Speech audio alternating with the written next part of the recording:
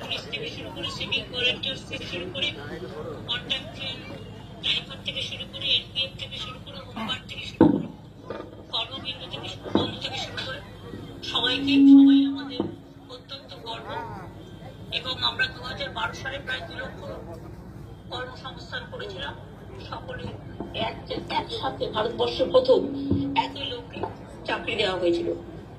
ছুটি এবং অন্যান্য দাবি দেওয়া সবগুলো পূরণ করা হয়েছে এবং 10% কর্মচারীর কোটায় কনস্টেবল পোস্টে নিয়োগ করা হচ্ছে সিভিক ভলেন্টিয়ার থেকে শুরু করে এদের সবাইকে। তাছাড়াও বোনাসের ব্যবস্থাও করা হয়েছে।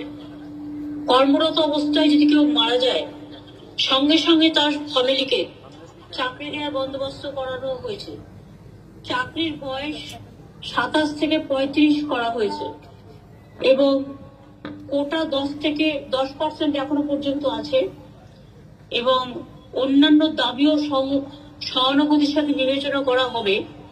কারণ আপনারা বুঝতেই পারছেন যে কেন্দ্রের বঞ্চনা আমাদের কাছে একটা বড় অভিশাপ হয়ে দাঁড়িয়েছে। তারা চাকরি তো দেয় না, উপরন্তু উল্টো পাল্টা বলে ইলেকশনের আগে এবং সব টাকা বন্ধ করে দিয়েছে।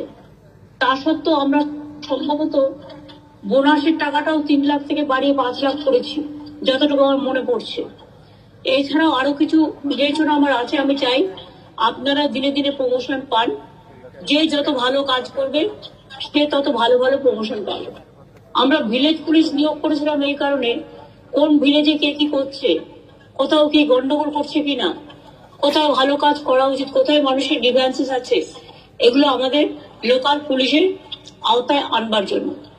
এটাও ঠিক আমি মনে করি যে ওসিদেরও উচিত সিভিক ভলেন্টিয়ার্স, হোমগার্ড ভলেন্টিয়ার্স যারা আছে, সিভিক ভলেন্টিয়ার্স তাদের সকলকে নিয়ে ভিলেজ পুলিশ তাদের নিয়ে একটু মাঝে মাঝে মিটিং করে তাদের কাউন্সিলিং করা উচিত। আমি এখনো বলেছি যে সিভিক ভলেন্টিয়ার্স এর মধ্যে থেকে কয়েকটি বেশ কিছু এবং হোমগার্ড থেকে যারা আর্মগার্ডে আছে তাদের কোনো কাজে লাগানো হয় না একমাত্র মার্চ পাস ছাড়া। তাদেরও আমি বলেছি যে থানায় থানায় কাজে লাগাতে। এগুলো আমরা অলরেডি ডিসিশন নিয়েছি। বাদ বাকি বাজেট সামনে আছে, আমি এখনই ডিটেলস আলোচনা করছি না। বাট কর্মসংস্থান এবং আমি চাই যে আপনাদের চাকরি, দেখুন রিক্রুটমেন্ট বোর্ড পুলিশের আছে, কিন্তু তারা যদি সাথে সাথে কাজগুলো করে দেয় আমার কোনো প্রবলেম হয় না। কিন্তু এদের প্রবলেম হচ্ছে এদের 18 মাসে বছর, এরা নিচুতলার কর্মীদের কাজ করতে এত এদের অনীহা যে ভীষণ টাইমটা নষ্ট করে। টাইমটা নষ্ট না করে যদি সাথে সাথে করে তাহলে প্রতি বছর যদি 10% করে হোমগার্ড থেকে কনস্টেবলে চলে আসে তাহলে তো আস্তে আস্তে পুরো কোটাটাই শেষ হয়ে যাবে। তাহলে আপনাদের তো পরে পরে মার খেতে হবে না। সুতরাং আমি মনে করি রিক্রুটমেন্ট যখন আমরা করেছি তখন আপনাদের ভবিষ্যতের দায়িত্ব আমাদের। এটুকু বিশ্বাস রাখবেন, ভরসা রাখবেন, ভালো করে কাজ করবেন। আপনারা সমাজের গর্ব, আপনারা মানুষের গর্ব, আপনারাই মানুষকে প্রোটেকশন দেন এবং আমি মনে করি পুলিশের ড্রেসও আপনাদের দেওয়া উচিত, যেহেতু পুলিশের কাজটা আপনারা করছেন।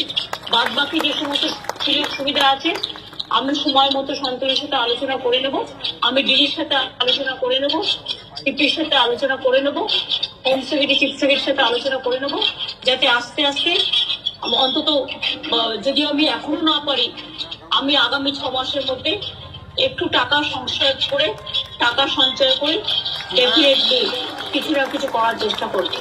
সবাই ভালো থাকবেন, আপনাদের পরিবারকে সবাইকে ভালো রাখবেন, সুস্থ রাখবেন, কখনো ডিপ্রেস ফিল করবেন না, মানসিকভাবে সুস্থ থাকবেন। রাস্তায় যখন ডিউটি করবেন দেখবেন কোনো গাড়ি যেন আপনাকে মেরে চলে না যায়। আপনাদের এমন ভাবে থাকতে হবে সাইডে যাতে আপনাদের দেখে ওরা ভয় পায় এবং আপনাদের যেন কাউকে মেরে ফেলতে না পারে অ্যাক্সিডেন্ট করে। কারণ দুষ্টু লোকের অভাব নেই, আর অনেক লোক জাঙ্ক করে ড্রাইভিং করে, তাহলে তারা মানুষের জীবনটাকে দেখে না। কিন্তু আমি মনে করি আপনাদের জীবন, প্রতিটা জীবন আমাদের কাছে অমূল্যবান এবং মূল্যবানের ভীষণ মূল্যবান। সুতরাং আমি আপনাদের সাফল্য কামনা করি এবং আগামী 6 মাস 8 মাস বাদে আমি নিজেই আপনাদের সাথে একটা মিটিং এ মিলিত হব। কারণ যেহেতু আমার একটা কাজ এখন খুব নানা রকম কাজের প্রেশার আছে, এগুলো হয়ে যাক তারপর আমি আপনাদের সাথে বসবো। ভালো থাকবেন, সুস্থ থাকবেন, অনেক অনেক ধন্যবাদ, নমস্কার, সকলে ভালো থাকবেন।